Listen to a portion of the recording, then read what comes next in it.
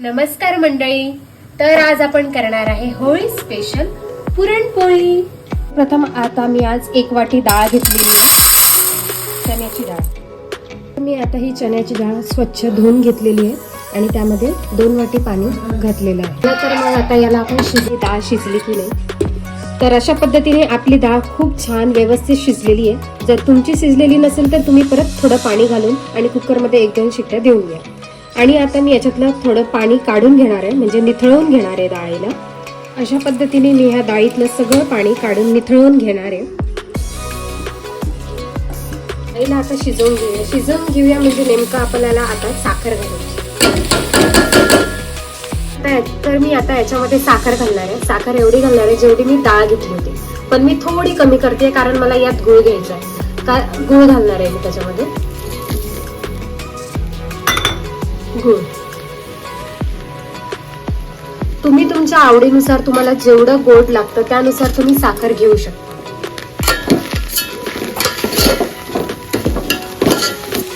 अशा पद्धतीने आपण याला साखर आणि गुळ घातलेला आहे आणि याला छान फिरवून घेऊया. आणि याला छान फिरवल्यानंतर मऊसूत असं होऊ द्यायचं, म्हणजे साखर आणि गुळ दोन्हीचं प्रमाण व्यवस्थित मिक्स झाल्यावर त्याचा थोडासा कलर चेंज होईल असं याने शिजवून घ्यायची. तर अशा पद्धतीने याला पाणी सुटलेलं आहे साखर आणि गुळामुळे. याला छान आपण 2-2 मिनिटाला हलवत राहायचं आहे, जेणेकरून ते पातेल्याला चिटकणार नाही, खाली लागणार नाही. आणि हा छान असं याचं पाणी सगळं आटलं की त्याच्यानंतर मग आपण गॅस बंद करायचा. अशा प्रकारे हे छान पुरण तयार झालेलं आहे आणि त्याला छान कलर पण आलेला आहे. आता आपण याला पुरण यंत्राच्या सहाय्याने किंवा तुमच्याकडे चाळणी असेल तर चाळणीने पुरणाला छान गाळून घेऊया.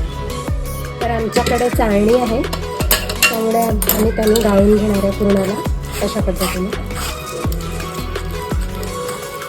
अशा प्रकारे आपलं पुरण आता तयार आहे. त्याच्यात आपण छान चव यायसाठी वेलची पूड घालूया, जेणेकरून छान आपल्याला चव येईल, टेस्ट लागेल त्याची. आणि याला मिक्स करून घेऊया. तर मी आता इथे 1.5 ते 2 वाटी पीठ घेतलेलं आहे, गव्हाचं पीठ आहे. याला मी छान बारीक सोजीच्या चाळणीने चाळून घेतलेलं आहे. आता यामध्ये आपण चिमूटभर मीठ घालणार आहे चवीनुसार आणि थोडीशी, जास्त नाही पण एकदम किंचित अशी हळद घालायची, जेणेकरून छान पुरणाच्या याला रंग येईल पुरणपोळीला. आता आपण यात पाणी घालून छान मळून घेऊया.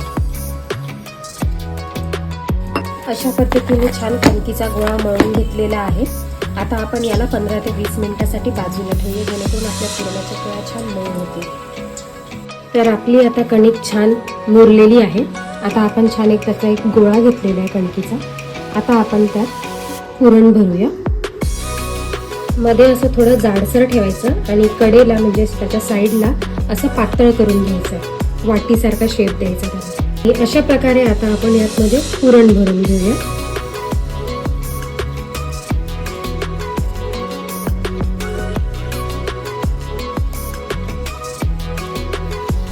आता याच्यात पुरण भरलेलं आहे. आता आपण लाटून घेऊया. छान हळूवार हलक्या हाताने लाटून घ्यायचं आहे. पोळी लाटताना असं छान कडेकडेलाच लाटायचं, जेणेकरून ती एकसारखी दिसेल. भाजायला घेऊया आणि आजूबाजूला छान तूप सोडूया.